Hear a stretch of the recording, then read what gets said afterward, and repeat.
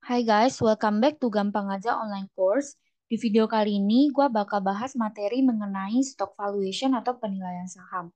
Nah, langsung aja kita ke materi pembahasannya. Yang pertama, itu bagaimana sih cara kita menilai suatu saham perusahaan? Nah, biasanya nilai suatu saham itu tergantung pada pengembaliannya di masa depan. Da- dari dividen maupun keuntungan atau kerugian modal suatu perusahaan tersebut. Nah, lalu kita bisa menggunakan data historis untuk mendapatkan wawasan tentang arah masa depan perusahaan dan profitabilitasnya. Namun perlu diketahui bahwa hasil dari masa lalu itu nggak selalu bisa menjadi jaminan di masa depan. Nah, kemudian informasi yang digunakan untuk perakiraan itu biasanya ada harga sebelumnya, laporan keuangan, maupun seri ekonomi makro.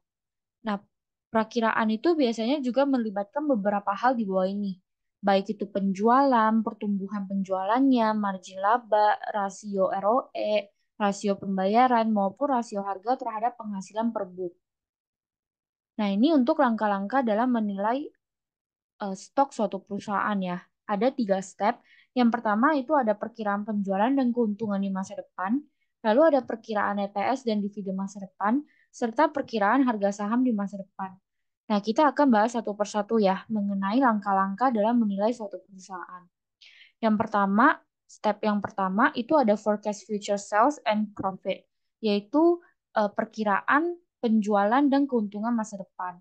Nah, kalau misalkan perkiraan penjualan itu kita bisa berdasarkan pendekatan berdasarkan tren historis yang berkelanjutan ataupun tren historis yang disesuaikan untuk perubahan yang diantisipasi dalam operasi atau lingkungan. Sama untuk perkiraan margin laba bersih, itu juga bisa berdasarkan pendekatan tren historis, lalu tren historis disesuaikan untuk perubahan yang diantisipasi, serta perakiraan penghasilan dari rumah pialang, value line, Forbes, atau sumber-sumber lainnya. Nah, next, ini adalah rumus bagaimana cara kita untuk menghitung future after tax earning in year. Nah, contohnya nih, misalkan asumsi penjualan tahun lalu suatu perusahaan itu adalah 100 million dollar. Pertumbuhan pendapatannya diperkirakan 8% dan margin laba bersihnya itu diperkirakan 6%. Nah, berarti future after tax earning next year-nya itu adalah 108 million dollar, itu dari 100 million dengan pertumbuhan sebesar 8% ya. Nah, kita kali sama margin laba bersihnya sebesar 6%. Nah, berarti kita dapat 6, million dollar untuk estimasi future after tax earning-nya. Oke, ini untuk step pertama. Nah, step kedua itu ada forecast future EPS. Nah, biasanya kita pakai rumus ini untuk estimated EPS in year. Nah, contohnya nih, asumsi laba diperkirakan 6,5 juta. 2 juta saham biasa yang beredar dan rasio pembayaran dividen diperkirakan 40%. Nah, berarti estimasi EPS next year-nya itu adalah 6,5 million dollar kita bagi sama 2 million saham yang beredar. Nah, kita dapat estimasi EPS-nya itu adalah 3,25 dolar per share. Oke, ini untuk langkah kedua yang future EPS. Kalau misalkan langkah kedua yang future dividends, itu kita bisa pakai rumus yang ini ya. Nah, contohnya nih, asumsi laba itu diperkirakan 6,5 juta dolar, 2 juta saham beredar, dan hasil pembayaran dividen 40%. Nah, berarti tadi kan kita udah dapat nih, nilainya itu 3,25 dolar nih. Nah, kita tinggal masukin ke rumusnya. Estimated dividends per share untuk tahun depan itu diperkirakan 3,25 dolar kita kali sama 0,4 atau 40% ya. Nah, kita dapat 1,3 dolar untuk estimasi dividen tahun depannya. Nah, next kita ke step yang ketiga, yaitu perkiraan PE ratio. Nah, di sini kita bisa menggunakan rumus estimated EPS in year kita kali sama estimated PE ratio. Nah, misalkan asumsi EPS diperkirakan 3,25 dolar dan estimasi rasio PI-nya itu adalah 17,5 kali. Nah, berarti estimasi share price at end of the year itu adalah 56,88 dolar. Oke, ini untuk step ketiga ya. Nah, selain daripada itu, setelah kita memiliki perkiraan harga saham di masa depan, kita juga dapat membandingkannya dengan harga pasar saat ini untuk melihat apakah itu merupakan kandidat investasi yang baik.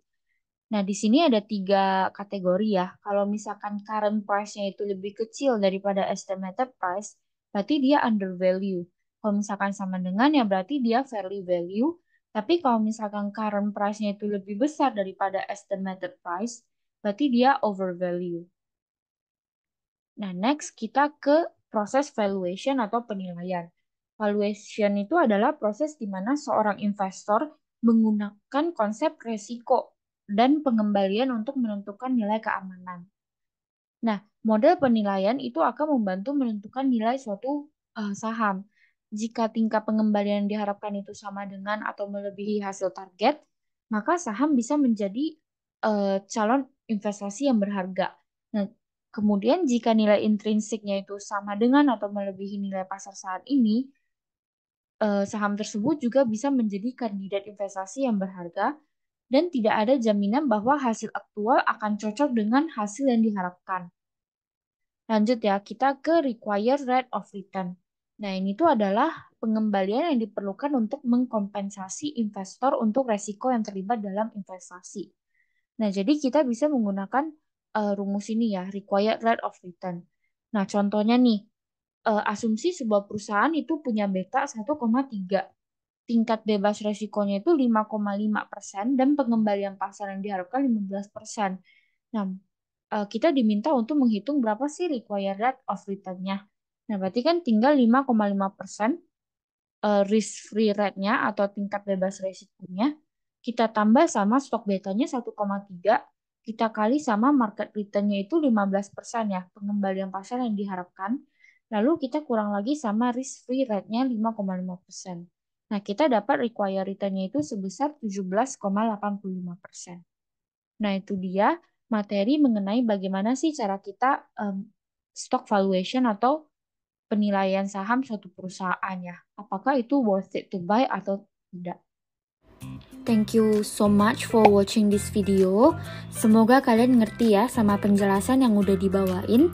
Dan jangan lupa subscribe channel Gampang Aja karena bakalan banyak materi-materi yang bisa kalian pelajarin.